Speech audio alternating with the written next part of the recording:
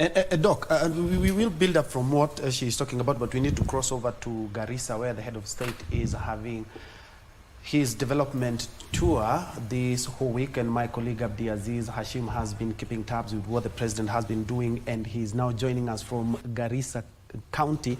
Remember, after Garissa, they're also touring Wajir County. Hashim, if you can hear me, what do we expect from the president itinerary? Thank you so much, Ben Troy. I'm coming to you live from Garissa Township in Garissa County. And of course, the focus here will be the president's visit. That is tomorrow, this morning, and in the afternoon, the greater part of the afternoon, the president is expected in Wajir County to continue what he started in Mandera, to visit various sites, to commission as well as to launch various key projects. But the main thing is that the president clearly yesterday spoke about the building of 750-kilometer Isiolo Modogashe Elwak Mandera Road, which is very vital to this particular region. Of course, it will open up not only those counties that I've just mentioned within that particular road, but here in Garissa Township as well. It is very critical. Now, joining us is a Fafi Member of Parliament, that is Mheshimiwa Farah Yaqub, to just tell us about the itinerary of the president, what are some of these areas the residents are expecting the president to at least touch upon. Mheshimiwa, thank you so much for joining us on KBC Channel 1. Maybe tell us what are we expecting from the president, especially for the people of Garissa Town? We are expecting more, just like the people of Mandera. The expectations are high. There are a lot of projects to be launched, commissioned, and inspected. There's housing project. There's the highlight of all these projects is the issue of the opening of immigration office and the issue of itinerary. The people of northern Kenya had an issue, a pressing issue of citizenship, that the rest of Kenyans were not recognizing us as Kenyans. Kipandes, we have issues. Passport, we have issues. So this is a mark of a legacy for KK government and the leadership of His Excellency the President, that our office, which was closed by Uhuru Kenyatta 8 or 4 years ago after the attack of the university, and the Kenya government never had an intention to open that office. That office stayed open. Today will be open. The issue of passport ID card being eased, that there is no vetting. There's a lot of goodies that's coming. There will be livestock that will be distributed at the market. There's affordable housing. There's a market. There's a visit to colleges. So we're expecting a lot from the president. But of course, of highlight for us is the issue of the essence of the president spending with us. It's the first time in the history of Kenya that the city president has spent 4 nights or 5 nights will spend 5 nights in northern Kenya. It's the first time in the history of Kenya that a sitting president spent 1 night in Mandera. That's how you saw the emotions of people of Mandera.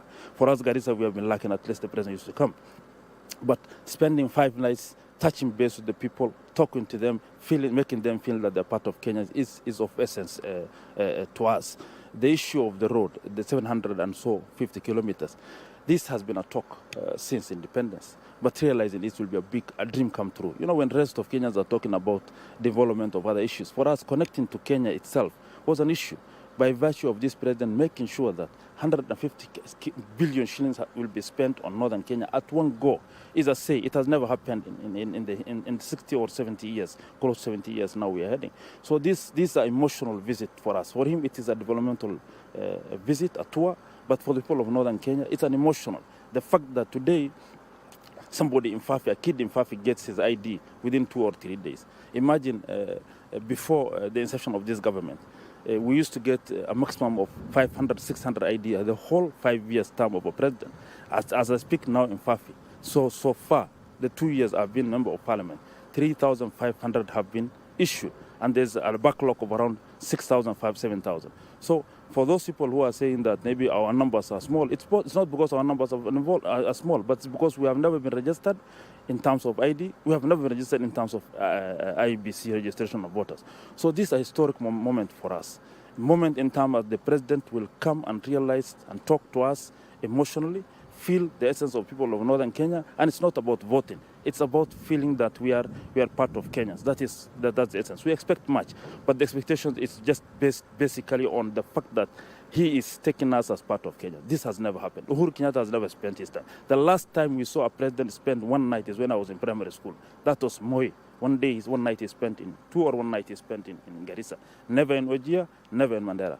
For the last 5 presidents we have received, this is the only president who has had who has the heart of the people of Northern Kenya. He calls it the new frontier. We hope that, making sure that development or a project happens, we believe in the power of God. But the intention is what matters most. If you don't have the intention, then you are not going to do anything else. The fact that this is going to happen lies with the God, with Allah subhanahu wa ta'ala. That's what we believe. But showing us the fact that we are part of Kenya itself means a lot to us. You saw what the DP was talking last night, that we cannot be given developmental issues because of our numbers. The fact that we have not brought anything to this government. I myself am a UDA member. It's not numbers. The campaign he has seen, the campaign he was going through out during the KK was funded by the Somali people. He doesn't know that. 60% of that funding came from us. They have brought the numbers. We have brought the money. The shirt he was wearing in UDA, the shirt, it was shirt bought through our money. We funded this. He's not hiding. When he was going to his own village for campaign, we used to fuel for him. The choppers belong to us, some of us. Okay, so he has to know that. Okay. So we are telling Kenya, it's not numbers. Okay. We have played a big part in making sure this government slipped. Okay, thank you so much, Mheshimiwa. Unfortunately, we have run out of time. And of course, let me hand over back to Ben Troy. And of course, Ben Troy, this is what we're keeping tabs on. The president is expected here in Garissa on a Thursday. And of course, he will be visiting Wajir and we'll be following up on that particular story. You've just heard from the expectation of Fafi Member of Parliament as well as the CC earlier on. That is some of the stories we'll be keeping an eye on. For now, back to you, Ben Troy. Thank you so much, Abdi, for that update, together with MP Fafi there, giving us just a breakdown of what we expect the president to be doing in his tour of northeastern Kenya. Of course, we will be talking about more in our subsequent bulletin. But for now, let's